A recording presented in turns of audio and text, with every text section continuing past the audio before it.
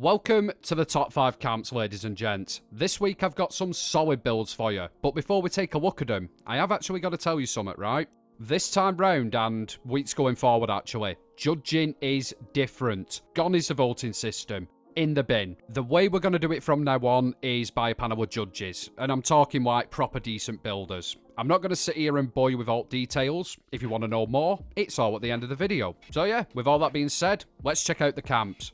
Coming in at number 5, we have Bandra, who is German. Now, why am I mentioning this, you may ask? Well, it's because I can't bloody pronounce whatever that name is. What we have here is quite obviously a prefab, and if you've had the misfortune of being with the channel long enough, you'll know that I don't like most prefabs, this one included, as a matter of fact.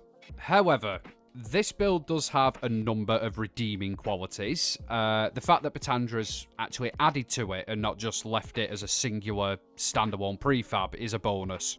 That being said, however, I am going to be honest with you, I am not a fan of this exterior. I'm sorry, Bandra, I'm just being straight up. Like I say, I do like how you've put a little bit extra on it, but nah, really not my thing. What is my thing though, and what really transformed this camp in my opinion, is the bloody interior. It's phenomenal. It really is well done. Check this out. Boom, look at the levels of detail in this gaff, man. We've got merges, we've got everything displayed dead nice. Yeah, this is sweet. And it's got another trick up its sleeve as well. While the front part may just look like a normal butcher's shop, you know, nothing untoward. If we go into the back section of the place, which I like to call the Cardi B extension, we have this Jeffrey Dahmer cultist kind of shit going down. I have no idea what chamber of hell you pulled this idea from, but I like it. It's a really cool contrast. Like I say, Bandra, not a fan of outside, but that's just because it's a prefab, right? It's nothing personal against your build, per se. The interior side of things, though, wow, next level. That decor is phenomenal. And like I say, I like what you've done with the backroom cannibal idea or whatever the bloody hell it is. Bandra, cheers for entering this week. Congrats on number 5 spot. Camp number 4, we have Hitbit with the merry-go-round build. Nice to see you back as well, mate. It's been a long time since you've actually submitted. But yeah, what we have here is quite obviously a merry-go-round, and a very well put together merry-go-round. It looks like one, doesn't it? It's as simple as that, really. I love all details on this thing. I'm just trying to work out what to look at first. The decor in the middle around the stanchion or shaft, depending on what you want to call it. I don't know why that's catching my eye so much, but I like how you've put it together. Very nice indeed. In terms of complexity, there's a lot of blueprint work in this, a lot of burning of the roofs with the Bernie Boy 12,000. And I've just noticed the floating stair post you've got to actually connect the horses to the carousel itself. Very clever indeed, actually. Yeah, there's a shit ton of blueprint work gone into this, and it looks realistic as well. It looks like an abandoned one from before the war. Yeah, it's a fucking good build, this. I'm really impressed by it. I literally don't know what else to say. It's a tricky build, it looks good, and yeah, you've knocked it out the park a bit. Again, truth be told, I've seen a lot of carousels and merry-go-rounds built in 76, but this one is by far the best. Thank you very much for entering this week. Congratulations on number 4 spot. Nice to see you back.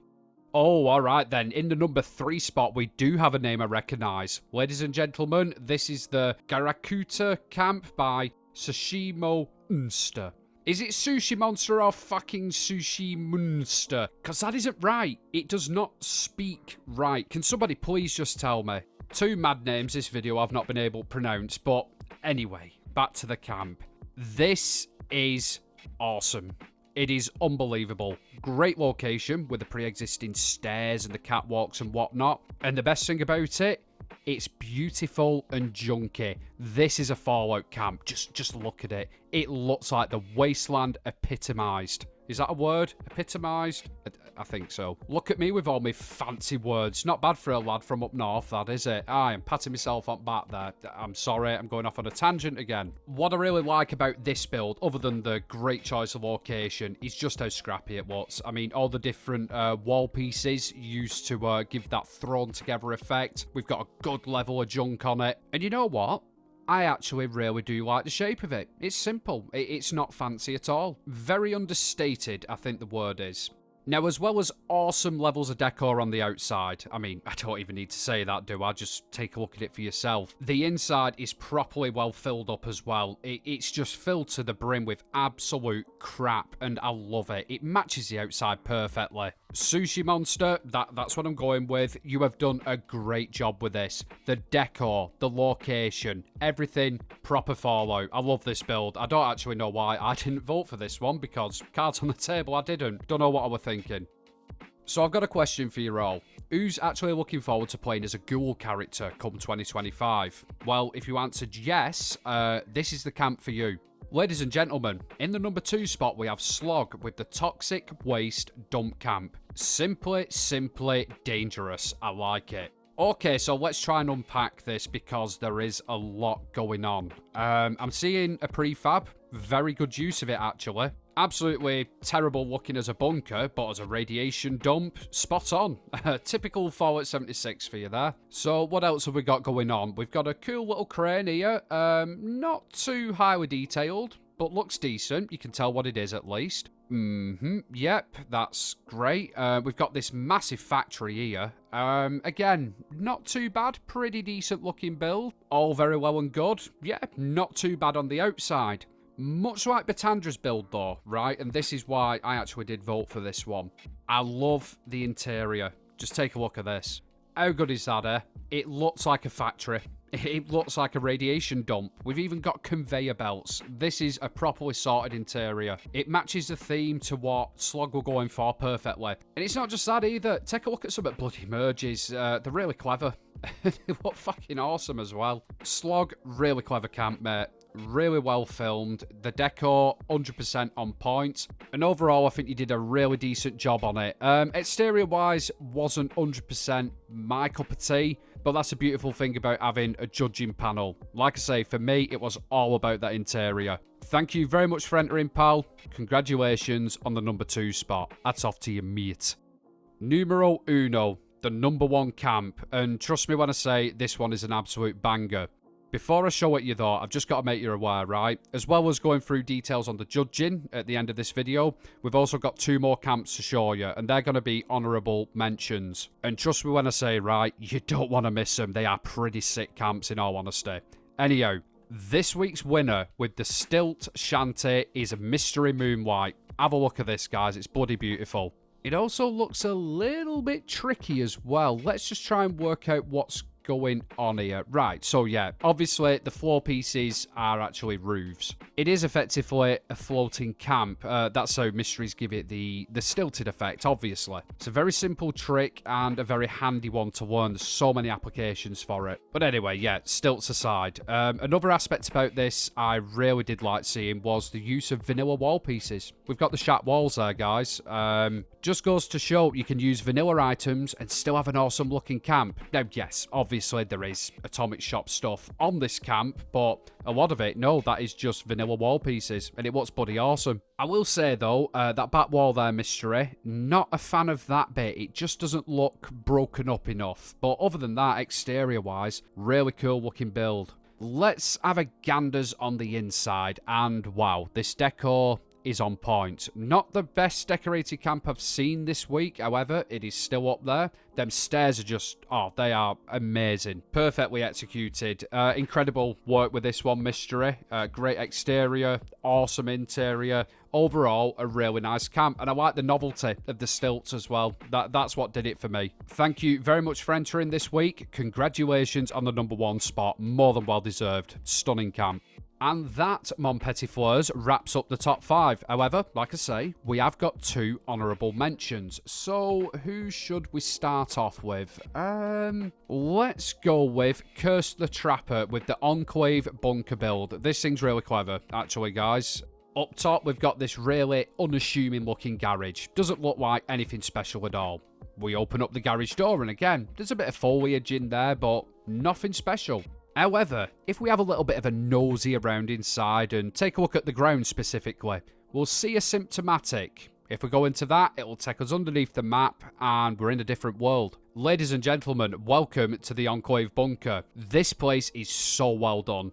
This does genuinely feel like a secret enclave facility. The decor levels are just, oh, they are up there. My favourite bit, Cursed, was your ally praying to the American flag. Very clever indeed. You may have clocked it by a cursed name, but he usually makes camps that murder you. And this one's no different. Now, personally, I don't have a problem with trap camps, especially if they're done well. And I think this one is a perfect example of this. The trap kind of fits in with the enclave theme. And overall, it's a really cool camp. I like this one, mate. Cursed, thank you very much for entering this week. Congratulations on the honourable mention. Now, our second mention is gonna go to Burnt Bacon. And I don't think I need to tell you what this camp is based on, but I will anyway. It's a buddy up camp, guys. Now, I have seen a few of these.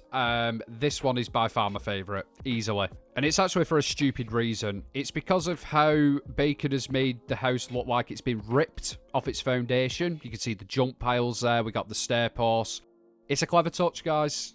It's them little things that make me go, yeah, there's been a bit of effort put into this. Now, in terms of the building itself, I can't remember up, guys. It's been years since I've seen it. When my lad were a baby, actually. But it looks kind of familiar. I like the bay window that you've got in there, I must say, Bacon. That's a pretty cool touch. Not the easiest thing to do either. Bit of blueprintage going down. Truth be told, mate, it is not a bad looking house. Now, your interior decor. Not a massive fan of it, but I'm not a massive fan of clean decor anyway. So, yeah, that's just my opinion. Solid build, pal. Like I say, probably my favourite up house. But saying that, MV Teddy's was a really good up house. But then you've got the little foundation shit. I don't know. I don't know. All I'm going to say is I place this third on my choice for the judges. And that actually brings us nicely onto the subject of judging. And I'll use this one as an example to, you know, explain how we do it. Anyhow, so currently we have about 10 or 11 judges. I'll put them up on screen now. There is some that want to remain anonymous for obvious reasons because some people just can't resist getting the claws out and swiping. So yeah, you're not going to see all the names up here. We do have quite a good mixture of Xbox, PlayStation, and PC. There is more PlayStation because there's just more people on PlayStation. There's nothing I can do about it. The way that the judging works is quite simple. We all put in our top 5 picks, so 1 down to 5.